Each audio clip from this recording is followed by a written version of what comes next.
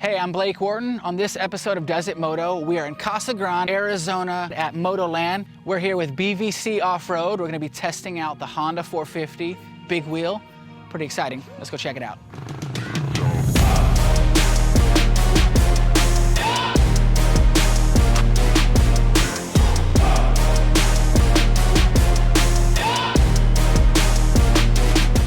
So the BVC 450 is basically a modern big wheel.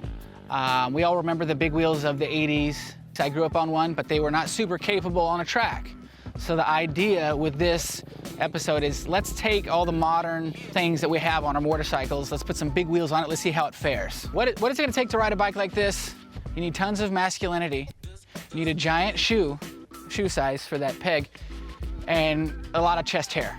And fortunately, I have all of those. So we should be able to handle it. We have BVC's top men they sent out to make sure things go appropriately today, help us get set up with suspension, and to explain some of the details on the bike. So everything that goes into the conversion on the big wheel model, we space the exhaust out to clear the back tire. We fabricate and machine a whole welded swing arm that will accept the new back hub and new back wheel. We machine the triple clamps in-house for the wider front end. We also include our own wide foot pegs too to compensate for the wider rear end of the bike and front end. It just feels more natural. We get the wheel halves from Douglas Wheels, and we actually TIG weld the wheels together and make our own wheels in-house. We make the hubs in-house too. We make our own axles. It's a full bolt-on kit, 100% made in the USA. They're just fun to ride, they're different. My favorite part probably is the full welded swing arm in the back. We took a long time to design and make it. It took us a couple tries, but once we figured it out and started learning how the bikes work and what they're gonna do, we just took off with it, and it's just a really fun part to make. You can turn it back to a normal dirt bike, or you can convert it into a big wheel. I feel like the big wheels are really good for trail riding. We're gonna find out how Blake likes it on the motocross track and get his feedback. So let's do a little walk around here. We've got some pretty cool CNC custom badging. It's all BVC. They do that wherever they can fit that on the bike. We've got some not normal triple clamps. We've got giant triple clamps here, which does give it a different feel. The bars are gonna be the same, but the triple clamps are much wider. So it's a lot more to muscle around. These are big ass wheels. That's what they are. We don't have spoked wheels, basically. These are quad wheels. So we've got some interesting stuff happening on the front here. We have our giant tire, and these are Maxxis radial tires. And these are a little bit different tires. These aren't your standard quad tire. We needed something that was a little bit more rounded. And then one of the most interesting things to me is the chain and sprocket setup. Very different, very unique, very important for this bike. It's important that they move the swing arm out a little bit to create some space for the inner chain. And then of course your foot has to fit there as well. So a lot happening here. Definitely relevant for this build. Super cool. I look forward to seeing what it can do on the track.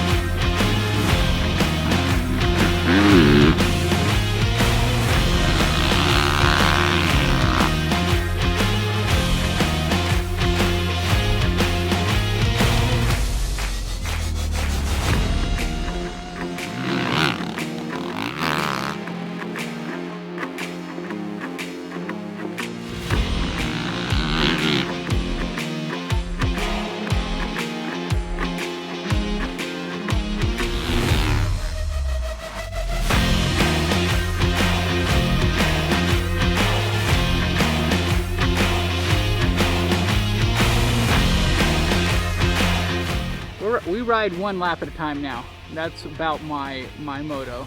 That's the extent of my moto. Especially with the big wheels. One lap, like 5 normal laps, I would say. Well, what is it like to ride this bike? As you can tell, I'm pretty exhausted.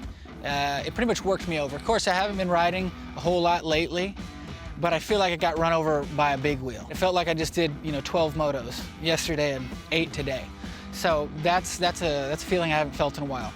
But as far as the difference on your body, I would say because the triple clamps are so wide and the tire is so wide, it is a lot more here on your chest and your back. It works you over good. Riding impressions for this thing, definitely different. Your approach on how you're riding and the technique you're using is significantly different, because to make it corner the way you want, it's gonna take some practice, it's gonna take some technique. We did play with suspension, we played with tire pressure, and actually we got a pretty good setup, and this is with stock suspension. This is the first time this bike's really been on a motocross track. So it's kind of new for everybody. It's new for the guys at BVC, and it's new for me as well. I've never ridden anything like this before, so definitely a learning experience and fun, ultimately. The bigger tire kind of smoothens out the delivery for a 450, so it feels a little bit more manageable, more controllable. The bike is a little bit lower, and so for certain people, that's probably better. There is some added weight to it, so you will feel that a little, but it doesn't really stop you from, jumping or doing anything like that. Suspension-wise, it did seem to give you a little bit more travel with the giant tires. I mean, that's gotta count for something. Like I said, this is stock suspension, so, not someone like myself's first choice of suspension. You throw the big tires on it, it really wasn't too bad. What did I feel like when it was cornering?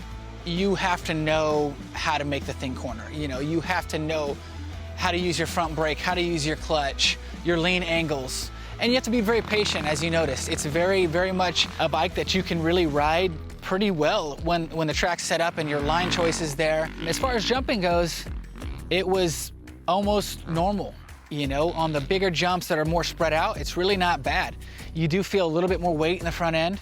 With the current setup, the pegs being a bit long, you can't really lean it over as much. Yes, and when you're in the air and you are, throwing the bike around a little, it's not gonna come back as quick, so that because of the added weight. But jumping felt pretty natural. The rhythm section was a little bit tricky because the jumps are so close together. These bigger tires, you don't have as much space. So a rhythm section would probably be the more challenging portion of the jumping.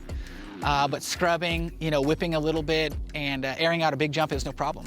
It's really more like a zombie apocalypse bike. You can last in the end of days if you wanted to. One of my favorite things on the Moto track is the fact that it is quite challenging, when compared to a normal bike. It's quite challenging, and so I kind of enjoyed that because it's all technique, really. If you can make one bike work, you can make them all work. The same principles apply, and so that was pretty fun. You got to be a man to ride it. You don't ride a BVC big wheel, you mob on it. You're straight mobbing. So, getting a group of your guy friends, well, that sounds weird, doesn't it? That is guy friends? What is this? Get a group of your friends, you go to the track, you get 2 or 3 of these big wheels, it'd be a blast.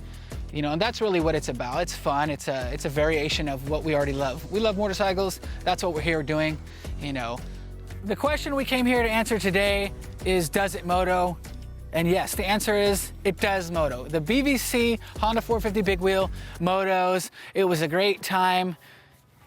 If you guys have any ideas for us going forward on different bikes and different tests, hit me up. Thank you for tuning in to the video. Actually, this bike is going to be for sale, so if you guys liked it, go ahead and reach out to the BVC guys, check out their YouTube page and their website for more cool stuff, a lot of trikes, a lot of big wheels. And like I said, this bike is for sale, so it could be yours.